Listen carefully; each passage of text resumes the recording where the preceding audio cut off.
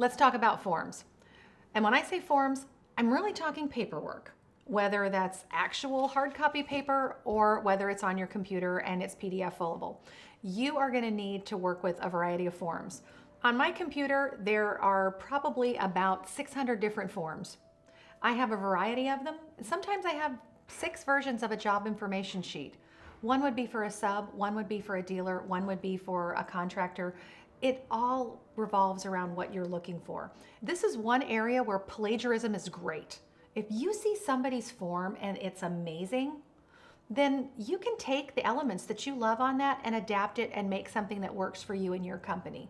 So it's okay to have multiple versions of a form, but make sure that everyone in your company knows this is the version that we're using. But you can keep refining it and growing at it. The bottom line is you can have a lot of different forms, but there are cornerstone things you're absolutely going to need. So let's put that on the whiteboard so that you have a list that you can check. Things that every credit manager should have in their toolbox.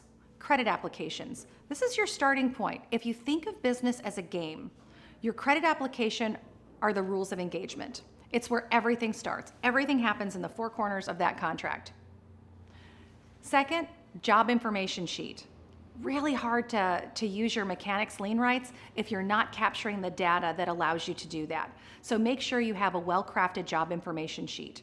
You're going to want to have maybe an account review sheet that you can kind of go through year after year and update your credit files on an annual basis. Capture that information, and then you can see a timeline as to how that account is performing. You're going to want to have your different lien forms as far as lien waivers go. You're going to want to make sure you're familiar with them and understand them. Joint check agreements, make sure you have a well-crafted joint check agreement that protects you and your company and that you can offer in lieu of someone else's.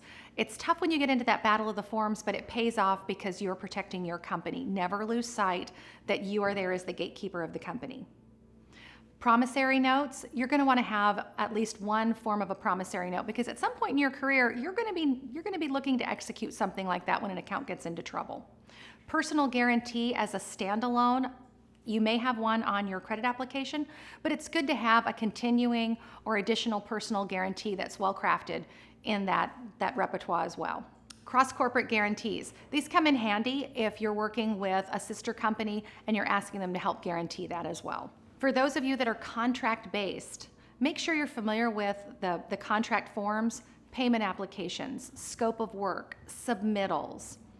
All of those forms are going to be very important to you. You're going to want to be familiar with what they look like, and you're going to want to be familiar with how to fill them out. Those are a few of the forms you want to keep in your credit form library. Great way to think of it, if you see something that you really like that somebody else did, keep a copy of that. You never know when it's going to come in handy. Consider building a credit library. Everybody's got a share drive out in their company. Put that out on the share drive, put your credit library out there, and start building those forms up. And as you refine your department and you get better and you decide what works for you, your forms are going to evolve as well. Treat them again like a living, breathing set of documents that are always going to need to be refreshed.